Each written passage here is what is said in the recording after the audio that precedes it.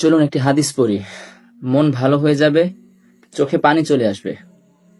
সহিহ বুখারী ৭৫০৭ নম্বর হাদিস। রাসূলুল্লাহ সাল্লাল্লাহু আলাইহি ওয়াসাল্লাম বলেছেন, আল্লাহ তাআলা বলেন, আমার এক বান্দা পাপ করে আর তারপর বলে, ইয়া আল্লাহ, আমার অপরাধ মাফ করে দিন। তারপর আল্লাহ বলেন, আমার বান্দা গুনাহ করেছে আর এরপর বুঝতে পেরেছে তার এক রব রয়েছেন যিনি গুনাহের জন্য ক্ষমা করতে পারেন, আবার শাস্তিও দিতে পারেন। তখন আল্লাহ তাকে মাফ করে দেয়।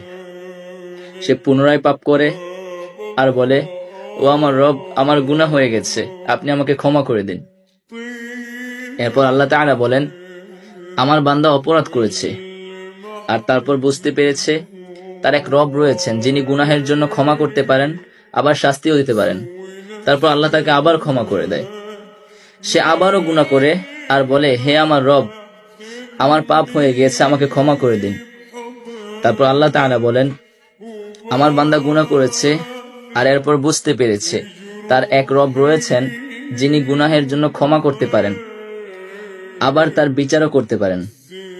আমি আমার বান্দাকে ক্ষমা করে দিলাম, তার যা ইচ্ছা সে তা করুক। যতবার মন দিয়ে পড়ি, অনুভব করি, চোখ ভিজে আসে। এত মহানুভব মালিক আমার, এমন মালিকের দাস হবার সৌভাগ্য কজন মানুষের হয়? এতই মহৎ, মহান আর স্নেহময়, ক্ষমাশীল তিনি। তোমার ফিরে আসার অপেক্ষায় আছেন তিনি। তবুও কি তুমি বুঝবে না, ফিরবে না?